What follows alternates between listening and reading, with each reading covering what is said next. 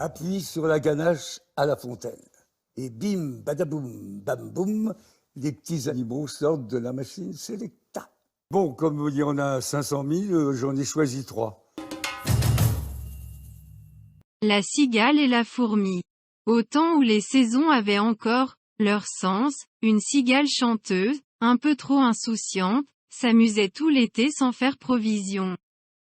Aux grandes dames d'une fourmi, qui travaillait sans relâche. La fourmi la voyant faire, s'inquiétait pour son sort, elle lui dit : « Oh, ma chère, le travail est ton soutien. Il faut songer aux jours de pluie qui viendront tôt ou tard, et faire comme moi, amasser de quoi survivre. » La cigale pourtant n'en faisait qu'à sa tête, répondant d'un ton moqueur : « Je suis née pour chanter. Laissez-moi donc en paix, je ne saurais travailler, et j'ai bien le temps encore de m'en faire pour demain. » Mais l'hiver arriva, et la cigale, prise de froid, vint trouver la fourmi, tremblante comme une feuille, implorant son secours pour survivre à la saison. La fourmi, généreux, lui donna ce qu'il fallait.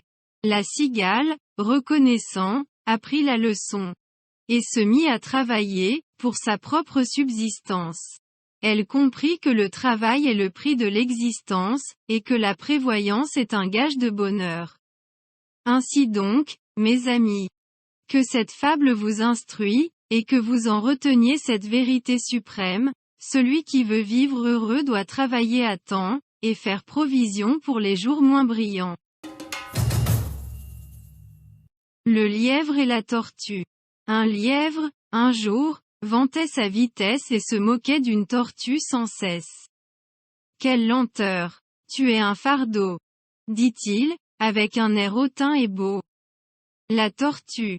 Tranquille, répondit, si tu veux, on fait un petit défi. Nous courons jusqu'à la colline, et celui qui arrive le premier gagne la victoire fine. Le lièvre, confiant, dit d'accord et se mit à courir très fort. La tortue, quant à elle, avançait lentement mais elle restait très persévérante. Le lièvre, fatigué, s'arrêta pour faire une sieste et dormit si longtemps. Il en perdit la piste. Pendant ce temps, la tortue continuait à avancer, jusqu'à la ligne d'arrivée, elle a pu se surpasser. Le lièvre, réveillé en sursaut, se précipita vers le but, mais trop tard. La tortue, elle, avait déjà gagné la course, et le lièvre s'en voulait pour son arrogance sournoise. Moralité, le temps et la patience ont plus de valeur que la hâte et la vanité sans mesure.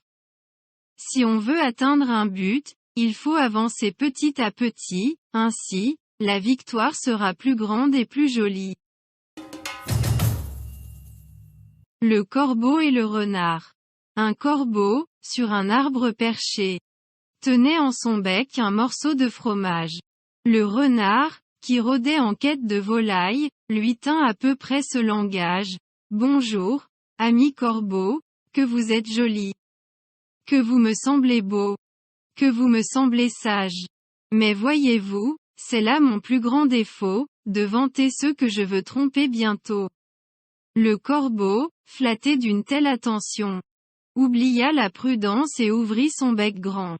Le fromage tomba, le renard le prit sans façon, et le corbeau comprit, un peu tard, son imprudence. Ainsi le renard, rusé et malin, fit du corbeau sa proie. Sans vergogne ni remords. Le sage en conclura qu'il vaut mieux se méfier des flatteurs qui cherchent à tromper et à voler. C'est instruire et plaire à son meilleur. C'est Jacob de La Fontaine et la faïence fabuleuse. C'est Sironimo au Jamel Comedy Club. C'est des fables, quoi.